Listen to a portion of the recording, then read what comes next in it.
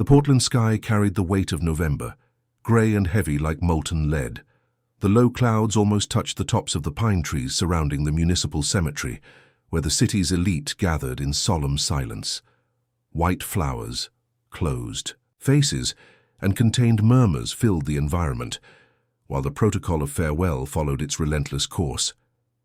Olivia Anderson remained beside the mahogany coffin, her nervous fingers playing with the rosary beads that had belonged to her grandmother. At 28, she never imagined she would be there watching over the body of August Anderson, the man who had built a business empire with his own hands, her father, her hero. Now just a memory kept in polished wood. "My condolences, dear," whispered Mrs. Helen, one of the family's oldest friends, lightly squeezing Olivia's arm. "Your father was an admirable man. Portland has lost a great citizen." Olivia merely nodded, unable to form words. On the other side of the coffin, Lauren maintained a rigid posture, like a marble statue dressed in black. At 32, the older sister had always been the picture of perfection, a business degree, MBA abroad, and for years she had taken on a significant part of the family business. Her brown eyes, normally expressive, now looked like frosted glass. "Are you okay?" asked Olivia, crossing to where Lauren stood. "I'm dealing with the situation," Lauren replied, without diverting her gaze from the coffin. "Someone needs to keep composure. Business can't stop, you know that."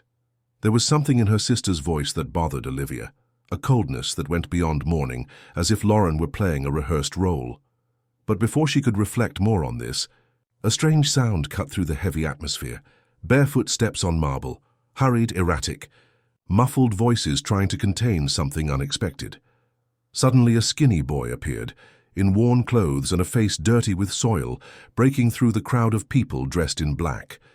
He couldn't have been more than 10 years old, but his eyes carried an intensity that contrasted with his fragile appearance. He stopped a few meters from the coffin, as if an invisible force had guided him there. The silence that followed was broken by his thin, yet firm voice. "The responsible one is here with you." The phrase hung in the air like a blast of icy wind. For an eternal instant nobody reacted. The guests looked at each other, confused. Then everything became chaos. "Get that child out of here," ordered Lauren, her mask of composure cracking. For the first time. "This is disrespectful." 2 security guards approached the boy, but he didn't flee. His eyes scanned the faces present, as if looking for something specific. When his gaze met Olivia's, she felt an inexplicable shiver run down her spine. "Wait," said Olivia, extending her hand to stop the security guards. "Let him speak." "Olivia, have you lost your mind?" hissed Lauren. "This is our father's funeral." But Olivia couldn't take her eyes off the boy.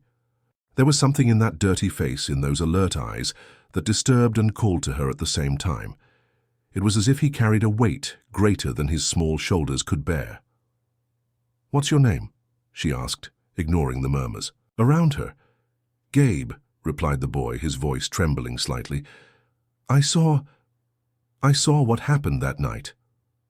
The world seemed to stop. Lauren visibly paled, and some guests began to move away, as if the boy's presence was contagious. The family lawyer, Dr. Mendez, approached quickly. "Let's resolve this later," he murmured, placing his hand on Olivia's shoulder. "This isn't the appropriate moment." But the security guards had already approached the boy again. Gabe looked one last time at Olivia, and in that look she saw fear, urgency, and something she couldn't decipher. Then he turned and ran, disappearing among the tombstones like a shadow. The ceremony continued, but Olivia could barely concentrate on the priest's words. The boy's phrase echoed in her mind like a distant bell. "The responsible one is here, with you." What kind of child would say something like that? And why had his presence affected Lauren so much? When they finally lowered the coffin into the ground, Olivia felt as if a part of her life was also being buried. But paradoxically, another part of her was awakening. A part that asked questions.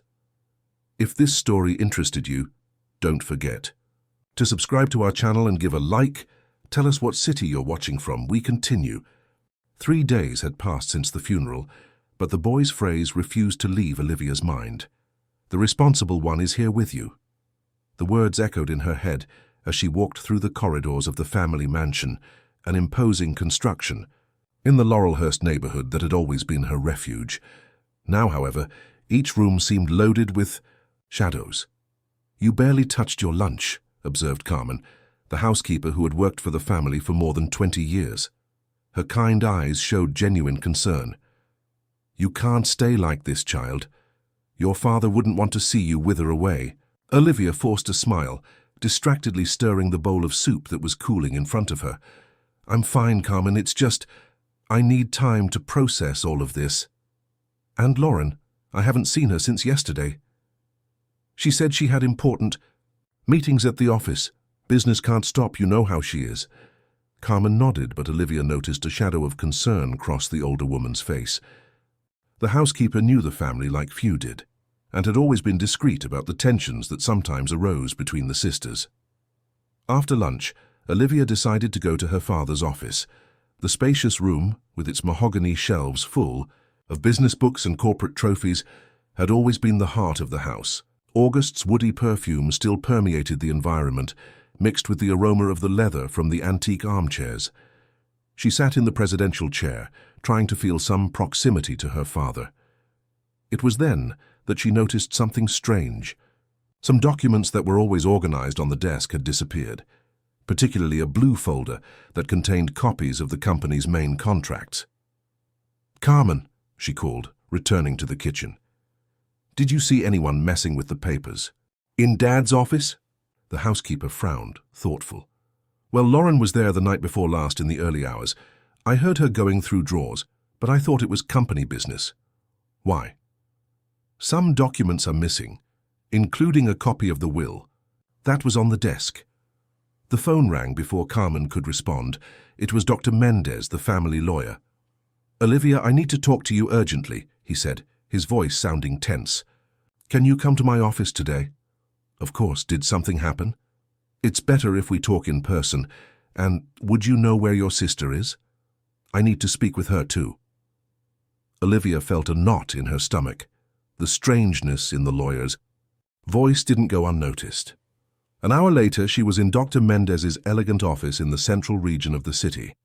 The 60-year-old man, who had always conveyed security and confidence, now seemed nervous, constantly fidgeting with his glasses. "Olivia, I discovered something concerning," he began hesitantly. "The security system at your house, the recordings from the night your father passed away were corrupted." "What do you mean, corrupted?" "Someone with access to the main system deleted the files. Only one family member has that password, besides August himself." Olivia felt her blood freeze. Lauren was the only one who knew all the security codes for the house, as she had taken responsibility for the electronic systems 2 years ago. "That doesn't make sense," she murmured. "Why would someone do that?" Dr. Mendez removed his glasses and nervously cleaned them. "There's more. I received a call this morning. Someone tried to access the company's bank accounts using credentials that aren't theirs. The bank blocked the attempt, but what?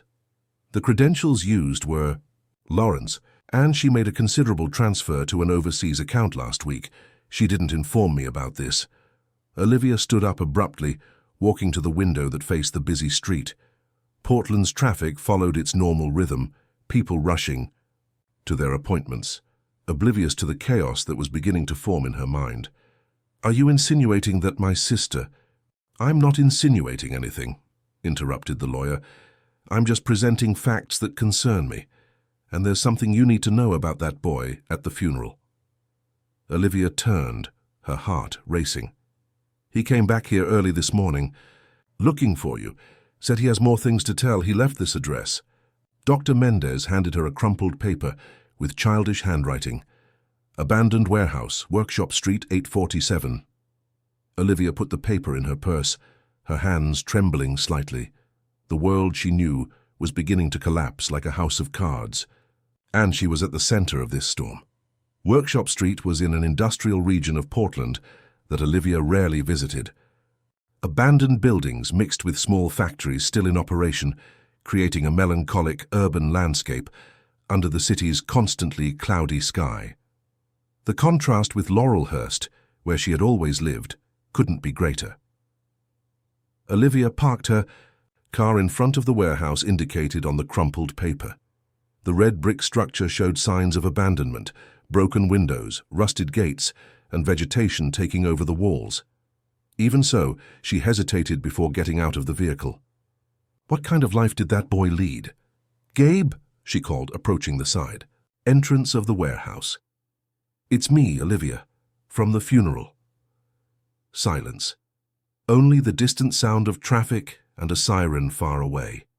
Olivia was about to give up when a small voice echoed from inside the warehouse. "Come in, but come alone." The interior was more illuminated than she expected. Beams of sunlight filtered through the broken tiles, creating a pattern of shadows on the concrete floor.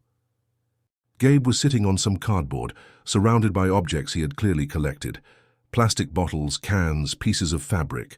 His large, alert eyes observed her with a mixture of curiosity and mistrust. "Why did you come?" he asked, his voice echoing in the empty space. Olivia approached slowly as if dealing with an injured animal. "Because I need to know what you saw that night. And because—" she hesitated, "because I think you're telling the truth." Gabe studied her for a few seconds as if trying to decipher her intentions. Then he motioned for her to sit on a wooden box nearby. "That night it was raining a lot," he began, his voice taking on an almost hypnotic tone. "I hid near the garden of your house, trying to protect myself from the rain. I always do that when the weather gets bad." "You knew our house?" "I know all the big houses in the neighborhood. Sometimes people leave food in the trash, or forget. Things in the garden." He lowered his eyes, ashamed. "Your father sometimes left a plate of food near the gate. I think he knew I passed by there." Olivia felt her heart tighten. August had never mentioned this, but it didn't surprise her. Her father had always been generous to those in need. "Continue," she encouraged. "I was sleeping when I heard shouts. Voices that I knew from hearing them so often when I passed by the house. It was your father and a woman. They were arguing in the back garden." "A woman? Were you able to see who it was?" Gabe nodded gravely. "It was your sister, the older one who was in black at the funeral." Olivia felt as if the ground had opened beneath her feet. "Are you sure? It could have been someone similar, or—" "I'm sure," interrupted Gabe. "She was shouting at him, saying things about money, about him not understanding. Your father was trying to calm her down, but she was very angry." The boy paused as if gathering courage to continue. Then she pushed him hard. He fell and hit his head on one of the large stones in the garden. He became very quiet. Olivia brought her hands to her face, trying to process what she was hearing. "And afterward?" She stood still, looking at him for a long time, as if she couldn't believe what had happened. Then she ran into the house. "Did you call for help? Did you call anyone?" Gabe shook his head sadly. "Who would believe me? I'm just a street kid, and I was afraid she would see me." Olivia stood up, walking nervously around the warehouse. Everything was beginning to make sense in a terrible way. The missing documents, the corrupted videos, Lauren's strange behavior. "Gabe, what you're telling me, you understand the gravity." "I understand," he replied, his voice carrying a maturity that didn't match his age. "That's why I went to the funeral. I thought someone in the family should know the truth." "Why me? Why didn't you tell this to the police?" Gabe gave a sad smile. "Because you looked me in the eyes that day. Your sister wanted to get me out of there, but you wanted to listen to me. That means you care about the truth." Olivia sat back down, feeling the weight of responsibility on her shoulders. An abandoned boy had entrusted her with the most devastating secret of her life. "Gabe, do you have somewhere to stay? Are you safe here?" "For now, yes. But," he hesitated, "I'm afraid she'll discover that I know. Rich people are dangerous when they have secrets." Olivia took all the money she had from her purse and extended it to the boy. "Take this, and here's my cell number," she said, writing on a piece of paper. "If anything happens, if you feel threatened, call me immediately." Gabe took the money and the paper, carefully storing both. "What are you going to do now?" Olivia looked at that small, serious face and knew that her life had changed forever. I'm going to discover the whole truth. My father deserves that. And you deserve for someone to believe your word." Back at the family mansion, Olivia couldn't concentrate on anything beyond Gabe's words echoing in her mind. The house that had always been her sanctuary now seemed like a labyrinth of secrets. Each shadow, each room carried the weight of the revelations she had just heard. Carmen received her at the door with her usual concern. "How was your outing? Dear, you look pale." "I'm fine, Carmen. Has Lauren returned?" "No, she's still at the office. Said she would spend the night there finalizing some urgent contracts." Olivia nodded and went straight up to her father's office. This time it wasn't just to contemplate memories. She had a mission. She began to systematically search the drawers, looking for anything that might clarify the events of that terrible night. In the third drawer of the desk she found something intriguing, a handwritten letter kept inside a copy of 100 Years of Solitude. The handwriting was unmistakably August's. Olivia sat in the leather armchair and began to read. "If anything happens to me, I want you to know that I have always suspected betrayals within the family itself. In recent months, I've noticed strange movements in the company accounts. Someone is diverting money, and I fear that this person may do anything to protect their schemes. I am afraid, but I don't know who to trust."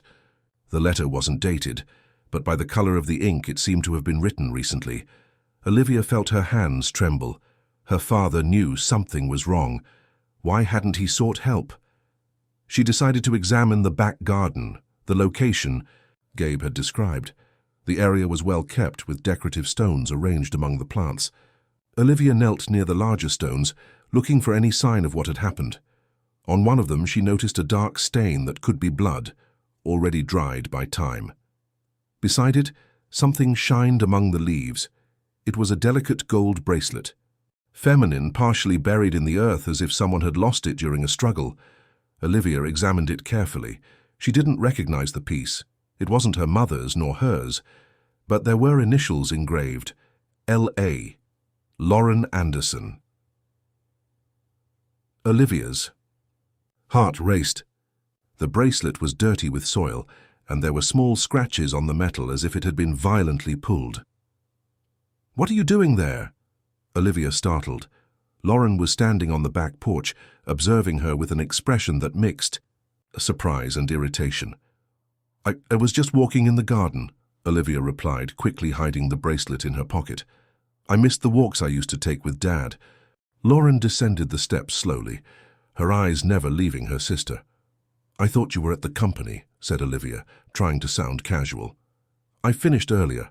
The contracts could wait." Lauren approached the stones where Olivia had been, kneeling. "You've been acting strange since the funeral, Olivia. Is there a problem?" "Just mourning, Lauren. You should understand." "Of course I understand. But maybe it's better not to dwell on the past. Dad is gone, and we need to move forward. The business needs our attention." There was something in the way Lauren talked about the need to move forward that deeply bothered Olivia, as if she wanted the subject to be quickly closed. "Lauren, can I ask you a question?" "Of course." "Where were you on the night Dad passed away?" Lauren's face stiffened almost imperceptibly. "At home, sleeping. Why do you ask?" "Just curiosity. I don't remember seeing you when I returned from my trip." "You arrived in the early morning. I was already asleep." "And the next day, with all the commotion," Lauren shrugged. "Why these strange questions?" Olivia studied her sister's face, looking for signs of lying. Lauren had always been good at controlling her expressions, a skill that had helped her in business, but now seemed like an insurmountable barrier. No special reason, just trying to reconstruct those confusing days. "Well, then, it's better to stop that. It's not good to dwell on tragedies." Lauren turned to enter the house, but stopped. "Oh, and Olivia, if you decide to search through anything else in the house, let me know first. Some documents are confidential." The coldness in Lauren's voice sent a chill down Olivia's spine. After her sister went inside, she remained in the garden for a few more minutes, holding the bracelet in her pocket and trying to process the conversation she had just had. Carmen appeared in the kitchen when Olivia finally entered. "Child, you need to eat something. I prepared that soup you liked when you were little." Carmen, can I ask you a question about that night? The housekeeper stopped stirring the pot and turned, concerned. What night, dear? The night, Dad. The night of the accident. Carmen sighed deeply. What do you want to know? Did you hear anything strange? Shouts? Arguments? The older woman hesitated, clearly uncomfortable. Well, I heard raised voices outside, yes. But I thought it was the television or neighbors. Sometimes sound carries, you know. Voices, male and female. That's right. But Olivia, why these questions? What's happening? Olivia looked into Carmen's kind eyes and knew she couldn't drag her into this situation. Not yet. Nothing much, Carmen. Just trying to better understand. What happened? Thanks for the soup. Later in her room. Olivia examined the bracelet again in the light of the lamp. The engraved initials seemed to mock her. Each piece of the puzzle she found pointed in the same terrible direction, and she was beginning to accept that the truth would be more painful than she had ever imagined. If this story interested you, don't forget to subscribe to our channel and give a like. Tell us what city you're watching from. We continue. The next morning, Olivia woke up with a determination she hadn't felt in days. The night had been restless, populated by confused dreams where the voices of Gabe and her father mixed in disturbing echoes. But now, in the daylight, she knew exactly what she needed to do. Dr. Mendez received her in his office with the same concerned expression as the day before. The lawyer, who had known the family for more than 15 years, seemed to have aged a decade in just a few days. Olivia, were you able to talk to your sister about the bank transfers? Not directly yet, but I discovered some things, she replied, taking the bracelet she had found in the garden from her purse. Do you recognize this? Dr. Mendez adjusted his glasses and examined the jewelry carefully. Those are Lauren's initials. Where did you find this? In the back garden near the decorative stones, exactly where, she hesitated, where my father may have fallen that night. The lawyer leaned back in his chair, his face assuming a concerning pallor. Olivia, what exactly are you telling me? I'm saying that I need professional help to investigate what really happened to my father, and I need it to be done discreetly. Dr. Mendez remained silent for long seconds, observing the bracelet on his desk as if it were a bomb about to explode. There's a private investigator who sometimes works for the office, he finally said. Mark Fisher. He's discreet and competent. But Olivia, are you sure you want to go down this path? I'm sure I need to know the truth. 2 hours later, Olivia was face to face with Mark Fisher in a discreet cafe in downtown Portland. The investigator was a middle-aged man with graying hair and eyes that seemed to capture every detail around him. His presence inspired confidence. Dr. Mendez passed along some details about your situation, Mark began, stirring his coffee slowly. But I need to hear from you exactly what you suspect and why. Olivia told him everything. Gabe's account, the bracelet found in the garden, the missing documents, the unauthorized bank transfers. Mark made occasional notes, but mainly observed her expressions. It's a delicate situation, he said at the end. Investigating a member of your own family is never easy, but there are sufficient elements to justify a discreet investigation. How much time do you need? A few days for the banking and telephone information, a week for a more complete picture. But I need your authorization to access some company information. You have it. Do whatever is necessary. When Olivia arrived home late that afternoon, she found Lauren in the living room, apparently waiting for her. The older sister was impeccably dressed, as always, but there was a tension in her shoulders that didn't go unnoticed. We need to talk, said Lauren, without preamble. About what? About your activities in the last few days. I heard that you were at Dr. Mendez's office more than once, and today you spent the afternoon downtown. Olivia sat in the opposite armchair, keeping her expression neutral. I'm taking care of family matters. Someone needs to worry about the details. What details, Olivia? Because I have the impression that you're investigating something specific. The question hung in the air between the two sisters. Olivia studied Lauren's face, looking for signs of the caring woman she had known all her life, but all she saw now was calculated coldness. "Why did you make a transfer of money abroad last week without consulting Dr. Mendez?" Lauren blinked.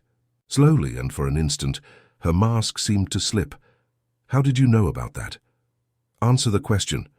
"It was an investment, an opportunity that arose and needed to be seized quickly." "What kind of opportunity is worth $500,000? "That's none of your business, Olivia. I handle the financial part of the company, remember? And the security videos that were erased?" This time, Lauren stood up abruptly, walking to the window that faced the back garden. "What videos?" "The ones from the night Dad passed away.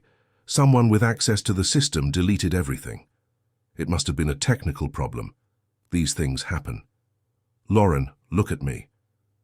The older sister turned slowly, and for the first time, Olivia saw fear in her eyes.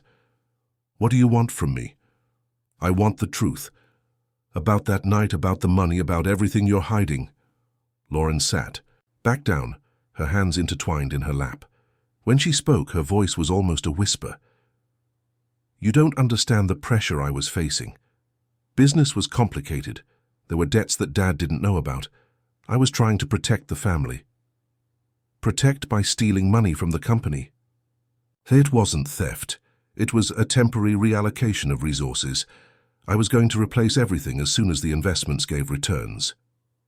Olivia felt a mixture of relief and horror. Finally, Lauren was admitting something. But what exactly? "And Dad found out?" Lauren didn't answer immediately. Her hands trembled slightly. He started asking questions. He wanted to see all the reports, audit the accounts. I tried to explain, but he didn't understand. He said it was dishonesty, that it would tarnish the family name. And then? Then nothing, Olivia. He had the accident in the garden that same night. It was as if the universe had decided for us. The way Lauren described the accident made Olivia's blood freeze. There was something rehearsed, artificial in the way the words came out. "Lauren, were you in the garden when it happened?" The question hung in the air like an accusation. Lauren looked directly into her sister's eyes, and at that moment, Olivia saw not the successful executive, but a desperate woman trying to keep the pieces of her life together. "I was at home," Lauren finally said, "sleeping as I've already told you." But her voice carried a hesitation that transformed the statement into a question, and both sisters knew that the truth was very far from those words. 5 days after hiring Mark Fisher, Olivia received the call she had both expected and feared. The investigator wanted to meet urgently, and his voice carried a gravity that made her heart race. "I found things you need to see personally," he said on the phone, "but I suggest you come prepared. The evidence is disturbing." They met at the same discreet cafe downtown. This time Mark carried a brown folder full of documents and photographs. His eyes showed the weight of the discoveries he had made. "I'll be direct, Olivia," he began, opening the folder. "Your sister is involved in very complicated financial activities, and the evidence suggests that your father discovered everything shortly before he died." He removed a series of bank statements and transfers from the folder. In the last 6 months, Lauren diverted more than $2 million from the company. These weren't sporadic transfers, but a systematic scheme. She created false accounts, forged signatures, and manipulated reports. Olivia felt as if the ground was moving beneath her feet. That explains the meeting she had with Dad the day before the accident. "There's more," continued Mark, removing an envelope. "I managed to access the phone records from that night. Your sister made an emergency call at 11:47 p.m. To whom? To a criminal attorney in Seattle. The call lasted 17 minutes. Olivia closed her eyes, trying to process the information. Each piece of evidence was like a stab in her heart. "And there's this," said Mark, showing a printed photograph from a security camera. "It's from a store on the street next to your house. It shows your sister leaving home at 11:15 p.m. and returning at 12:30 a.m., exactly during the time when you said your father had the accident."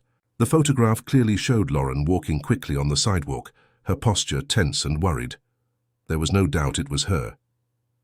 "Mark," Based on all this, what is your professional conclusion? The investigator carefully put away the documents before answering. I believe your father discovered the diversions and confronted Lauren that night. There was a discussion that got out of control. The rest, well, only she can confirm. Olivia felt tears burning her eyes. All her life, all the family structure she had always believed in was crumbling. What should I do now? That depends on you. I can deliver this material to the authorities, or you can confront your sister first. But I need to warn you, desperate people can be unpredictable. That night, Olivia couldn't sleep. She stayed on the balcony of her room looking at the garden where everything had happened, holding the evidence that Mark had given her. The truth was there in black and white, but it still seemed unreal. At 2 a.m, she heard footsteps in the hallway. Through the crack in the door, she saw Lauren walking toward her father's office. Curious and apprehensive, Olivia silently descended the stairs. The office door was ajar, and she could see Lauren frantically going through the files, as if looking for something specific. Her hands trembled as she rifled through drawers and folders. "Looking for something?" asked Olivia, entering the room. Lauren startled violently, dropping some papers on the floor. "Olivia, you scared me. I was just organizing the company documents." At 2 a.m, I couldn't sleep, decided to be productive. Olivia approached slowly, observing the state of disarray of the desk and her sister's obvious nervousness. "Lauren, we need to have an honest conversation. A real conversation this time." "I don't know what you're talking about." "I know about the 2 million you diverted.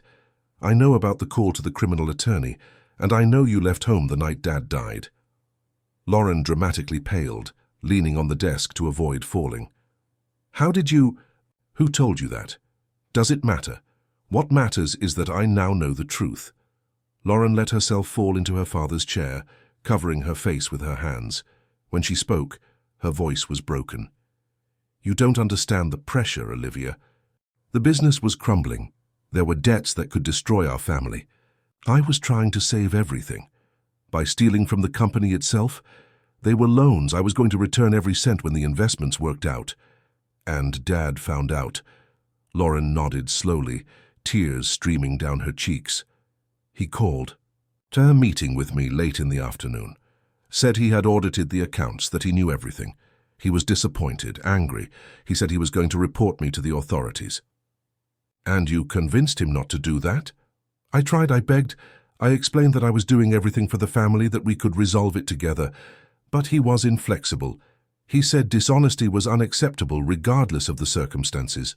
Olivia sat in the other armchair, feeling the weight of the revelation that was about to come. And then Lauren raised her face, her red eyes meeting her sister's. "He said he would give me until the next morning to confess everything voluntarily, or he himself would hand over the evidence to the police. He left, saying he needed to walk in the garden to think." "And you went after him?" "I did. I couldn't accept that our family would be destroyed because of my mistakes. I tried once more to convince him, but he was decided. We started to argue, and I lost control. The silence that followed was deafening. Olivia knew she was about to hear the words that would change everything forever. "I pushed him, Olivia. I didn't want to hurt him, just make him listen to me, but he fell and hit his head on the stone. When I realized what had happened, it was already too late." The confession hung in the air between the two sisters like an irreversible sentence. The silence in the office was suffocating. Olivia looked at Lauren as if seeing her for the first time. No longer the successful sister she had always admired, but a stranger whose actions had destroyed her family. The tears streaming down Lauren's face seemed too small in the face of the magnitude of the confession. "You killed our father," said Olivia, her voice coming out as a harsh whisper. "It was an accident. You have to believe me, Olivia. I would never do something like that intentionally. He was my father, too." Lauren rose from the chair, approaching her sister with arms extended, but Olivia instinctively backed away. "Don't touch me," she said, her voice carrying a coldness she didn't recognize in herself. "Olivia, please, you're my sister. I need you to understand me." "Understand what? That you stole from the company?" That you lied to me during all these days, that you let that boy carry the weight of having witnessed something terrible? What boy? For the first time, Olivia saw genuine surprise on Lauren's face. Gabe, the boy from the funeral. He saw everything that night, Lauren. He knows the truth.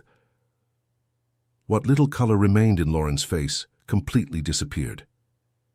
Does anyone else know about this? Dr. Mendez suspects, and I hired a private investigator. Lauren collapsed back into the chair, covering her face with her hands. When she spoke, her voice was almost inaudible. My life is over. Everything I worked for, everything I built, over. And you think Dad's life was worth less than your career? The words came out with more harshness than Olivia intended, but she didn't regret it. The anger she felt was deserved. It wasn't like that, shouted Lauren, standing up abruptly. You don't understand the pressure I felt. Dad placed all the company's hopes on me. I couldn't fail. And now, what did you expect would happen after that night?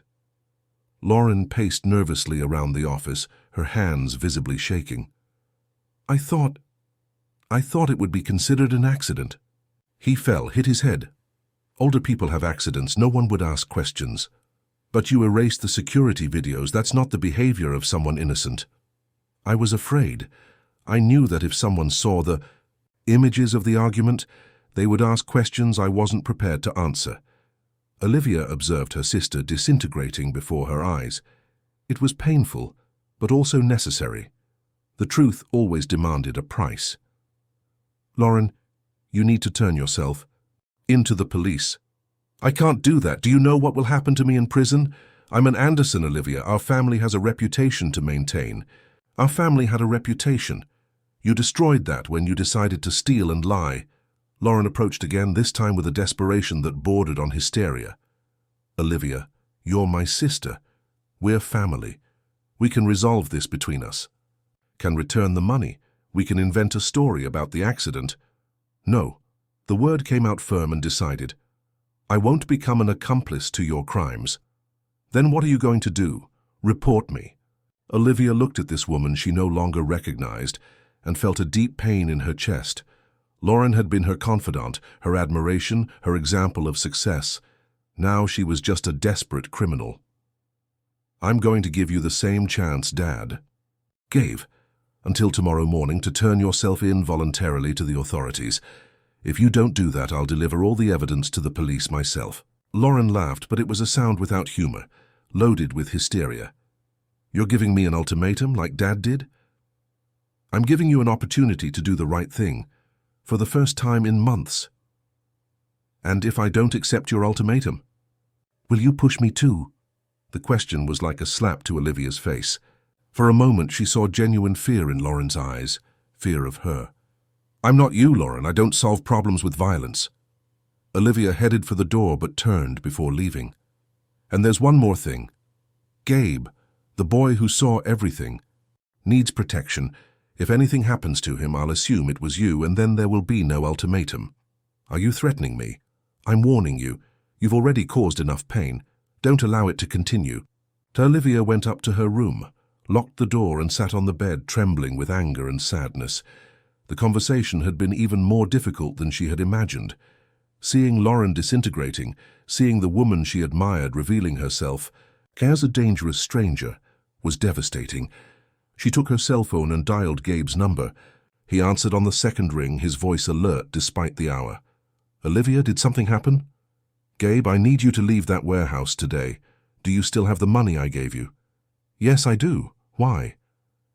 Because things are getting complicated. Find a hotel, a safe place, and don't talk to strangers for the next few days. Did she confess? Olivia closed her eyes, feeling the weight of the truth. She confessed, and now I have to decide what to do with that information. Are you going to report her? The simple question from a 10-year-old boy carried all the moral weight of the situation. Olivia looked through the window at the garden where everything had begun and knew that her answer would define not only Lauren's future, but also who she herself was. I'm going to do what's right, she said finally, no matter how much it hurts. After hanging up, Olivia remained awake until dawn, observing the first lights of day illuminating Portland. In a few hours, she would know if Lauren would choose to do the right thing or if it would fall to her to make the most difficult decision of her life. The clock marked 6:30 a.m. when she heard a car engine starting in the garage. She ran to the window and saw Lauren's black BMW leaving the property at high speed. Her sister had made her choice. The escape of Lauren left Olivia in a state of shock for a few hours. She had given her sister an opportunity to do the right thing, and Lauren had chosen to flee. Now there was no more hesitation. Olivia knew exactly what she should do. At 9 in the morning, she was in Dr. Mendez's office with all the evidence Mark had collected. The lawyer listened in silence as she reported the previous night's confession and the morning's escape. "My God, Olivia," he murmured, removing his glasses and nervously cleaning them. "In 30 years of law practice, I've never seen such a complex family situation. Doctor, I need you to accompany me to the police station. I'm going to hand over all the evidence." "Are you sure that's what you want to do? Once this process starts, there's no turning back. Lauren will be sought and when found will face serious charges." Olivia looked through the office window, observing the normal movement of the city. People going to work, children walking to school, life following its natural course. What right did she have to let injustice go unpunished? "Doctor, if we don't do this, we'd be saying that my father's life is worth less than our family reputation, and I can't live with that." 2 hours later, they were at the Central Police Station in Portland. The detective in charge, Officer Stevens, was an experienced man who listened attentively to the entire account. The evidence was formally handed over, and a search and arrest warrant was issued for Lauren.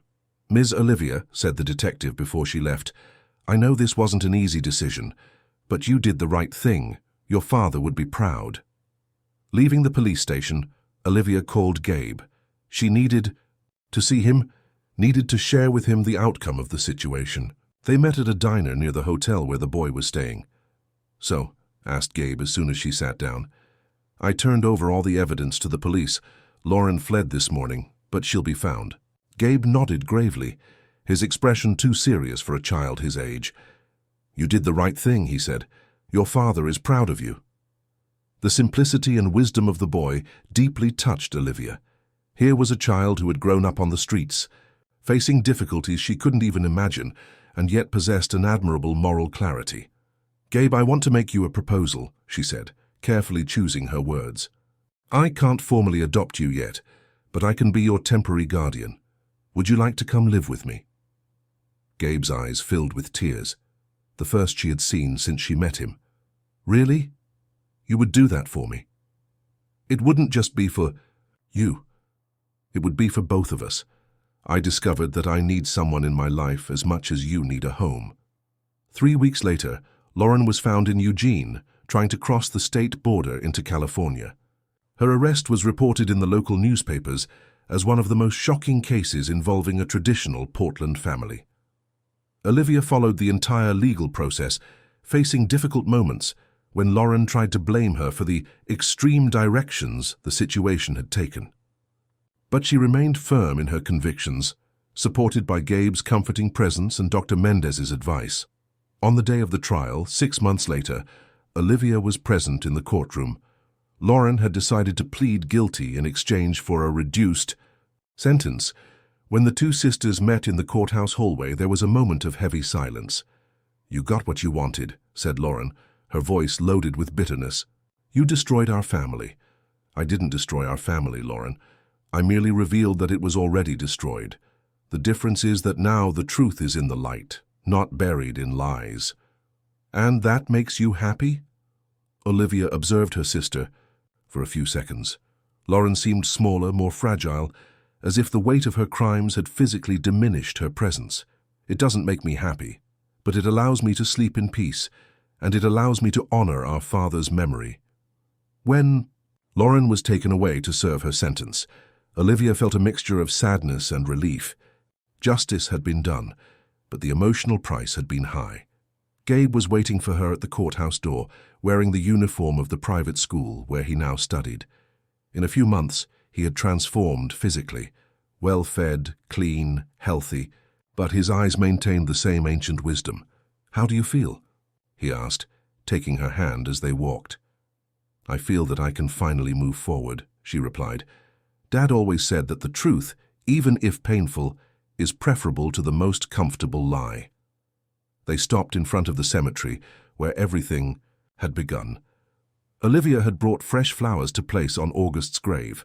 While arranging the white daisies, her father's favorites, Gabe remained respectfully by her side.